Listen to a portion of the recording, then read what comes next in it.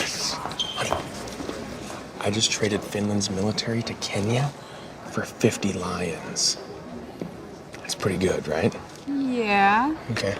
But also militaries are pretty good at protecting countries. But so are lions, and you don't have to pay them.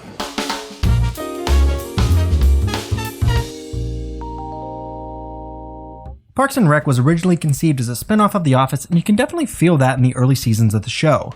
However, somewhere along the way, something incredible happened, and Parks and Rec became an amazing show in its own right. The character of Andy Dwyer has a similar journey himself, starting off as someone who wasn't even supposed to be a main character, and eventually becoming a cornerstone of the show. However, Andy is shown to be incredibly impulsive throughout the series, even though things keep working out for him. So today, let's take a look at how broke Andy Dwyer is. And of course, consider this your official spoiler warning for a show that's been over for a few years now. And subscribe down below if you like this video and want to see more like it, and follow me on Twitter at 10kbill to yell at me about anything I may have missed. Not a ton of stuff is known about Andy's life before the show, though to be fair, not much of that actually matters, because by the first season, Andy is essentially a deadbeat. He's a failed musician who mooches off of his longtime girlfriend, Ann Perkins. However, he would soon be kicked out, making the decision to be homeless, living in the pit outside Ann Perkins' home. Around this time, which would be in October of 2009, Andy decides to pursue a lawsuit against the city of Pawnee because of his injuries from the pit. However, Leslie Knope is able to defuse the situation by giving him a job as a shoe shine. Today, an airport shoe shine can make $21,970. However, not only would Pawnee have much less traffic than a typical airport, I don't think Andy is actively working full time. To try and account for this, we'll be estimating his maximum salary at 3/4 of that, which would be $16,477.50. And because he gets hired in October, he would only get 1/4 of that smaller salary, which would be $4,190.37. So now let's talk about how we're doing our math. We'll start with the salary, do some tax math, take off some minor expenses, and have Andy put away 5% of his income, at least for now. We'll take off any major expenses from his bank account. So coming out of 2009, Andy has $190.93. Let's jump ahead to 2011. April Ludgate has developed a crush on Andy, and he feels the same way about her. Though she does get angry at Andy and leaves for 3 months as the government closes. For this reason, we'll be giving Andy 3/4 of his maximum salary for that year. Also during this year, April and Andy begin dating and are very quickly married. April moves in with Andy and Andy's roommate Burley, who's been paying all of the rent himself. Burley, later that year, moves in with his wealthy girlfriend, and Ben Wyatt, looking for some place to live, moves in with April and Andy. This is a big thing for April and Andy because Ben not only helps them to clean up, but also teaches them to live more adult lives. Because of Ben's background with finances, we'll be working under the assumption that he taught April and Andy to save a bit more money than they were. Following this year, we'll be having April and Andy put away 20% of what's left of their salaries after taxes. Although to account for them beginning to save so late in the year, we'll be having April and Andy put away 10% of their salaries. Speaking of which, April will, from this point on, be included in the math. In 2011, she was essentially Ron Swanson's assistant in the Parks Department, and by the way, I have done a video like this on Ron Swanson before if you want to go check that out. A similar position typically pays hourly, being somewhere around the $11.90 per hour mark.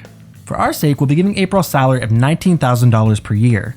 Coming out of 2011, they have $2,035.42. The following year, 2012, April and Andy adopt their dog Champion, and Andy gets a job as a weekend security guard at City Hall. Because of Andy working some extra hours, we'll be giving him what his full-time salary could have been, $16,477.05. Coming out of that year, they have $3,466.80. In early 2013, Andy's offered a position working with Ben Wyatt as a part-time assistant at Sweetums. We'll be giving him a salary of $15 per hour and have him working an average of 30 hours per week until he and Ben go to England. While in England, Andy does his job exceptionally well and is invited to stay in England for 3 months to help get business set up, which he does. While he's staying in England, we'll have him considered full-time for 3 months. Also during 2013, April's named Deputy Director of Animal Control after the department is absorbed into the Parks Department. April would get a nice pay raise along with this new position. I'll be giving her an estimated salary of $40,000, which is less than what we had Ron making as the director of the Parks Department. One final thing of note during the season, April buys one of Ron's cabin for the low price of $8, some loose cough drops, and Larry's asthma inhaler. A similar cabin in Indiana can go for around $80,000. We'll be working under the assumption that they keep the cabin even after they move away from Pawnee. But more on that in a bit. Coming out of 2013, April and Andy have $5,578.74. In 2014, Andy begins performing at children's parties as Johnny Karate.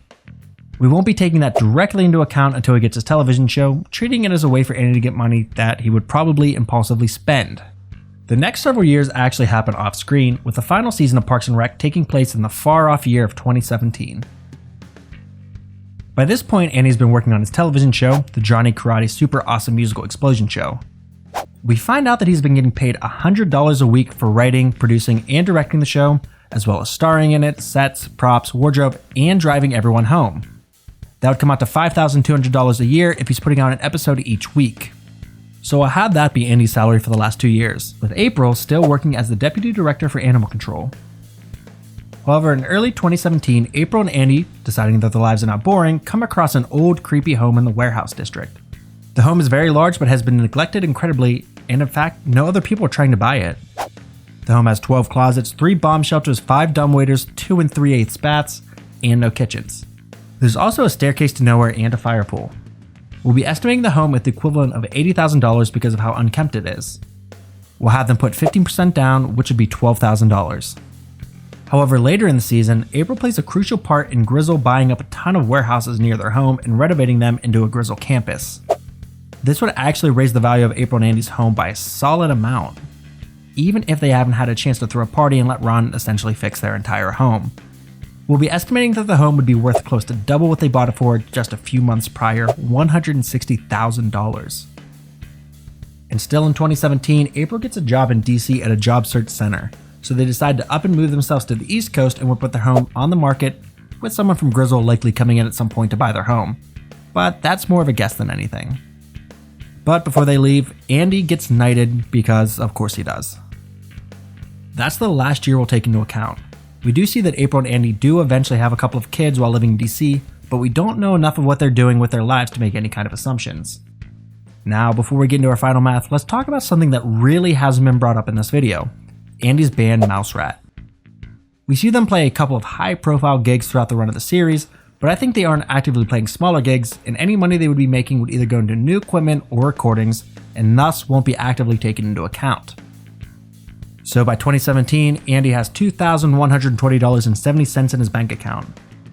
His home in Pawnee would be worth $160,000, and the cabin that April bought off Ron would be worth $80,000. This means that Andy Dwyer, by the end of the series, is worth a total of $242,120.70. Which, to be honest, is much higher than I actually thought it would be, and to be fair, most of that is because of April. But anyways, this has been 10K Bill, and thanks for watching. I've been trying to put out videos a lot quicker than normal, and hopefully that's something that everyone has been enjoying. Though, feel free to tell me down below if I should slow things down a bit. And while you're down there, comment what you'd like to hear me talk about next, follow me on Twitter at 10KBale, and of course, subscribe for all your entertainment-related content.